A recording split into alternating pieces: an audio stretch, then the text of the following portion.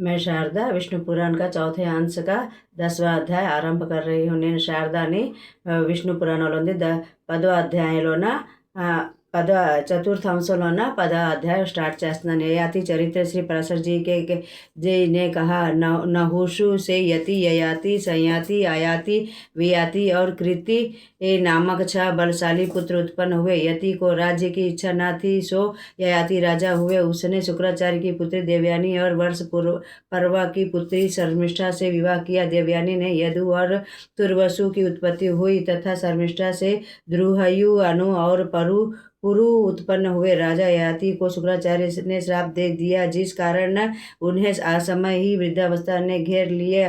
बाद में शुक्राचार्य ने प्रसन्न होकर दिए गए शाप का प्रभाव कम करते हुए कहा कि तुम अपनी वृद्धावस्था अपने किसी पुत्र को दे सकते हो, यदि वह अपनी युवावस्था तुम्हें दे दे। तब ययाति ने अपने बड़े पुत्र यदु से कहा कि तुम्हारे नाना ने शाप से असमय ही मुझे वृद्धावस्था ने घेर लिया।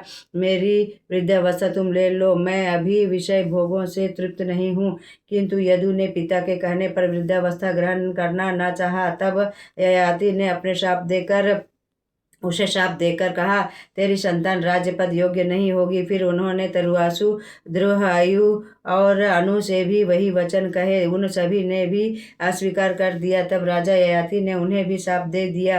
अंत में शर्मिष्ठा के पुत्र पुरु से भी वही बात कहा। तब पुरु ने आदरपूर्वक पिता को प्रणाम करके कहा, यह आपकी हमारे ऊपर महान कृपा है पिता महाराज। तत्पश्चात उसने अपना यौवन पिता को देकर उनका वृद्धावस्था ले लिया। राजा ययाति तरुणाई प्राप्त कर भोगों में लिप्त हो गए। फिर विश्वाची और देवयानी के साथ कामनाओं का अंत करने का उद्देश्य धारण कर प्रतिदिन उत्कंठित रहने लगे। किंतु भोगों की तृष्णा कभी पूर्ण नहीं होती, बल्कि जिस तरह अग्नि में घी डालने से अग्नि और तेज हो जाती है, उसी तरह भोगों की तृष्णा भी बढ़ती जाती है। अतः ऐसी तृष्णा का सर्वथा त्याग कर देना ही उचित होगा।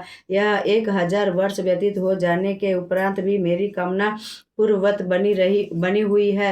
अब इसका त्याग करके मैं अपने चित्त को स्थिर करके भगवान के चरणों का ध्यान करते हुए मृगों के साथ विचरण करूंगा।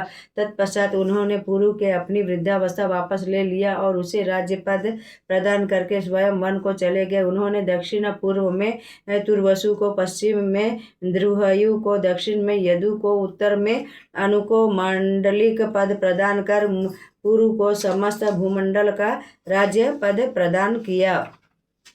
मैं शारदा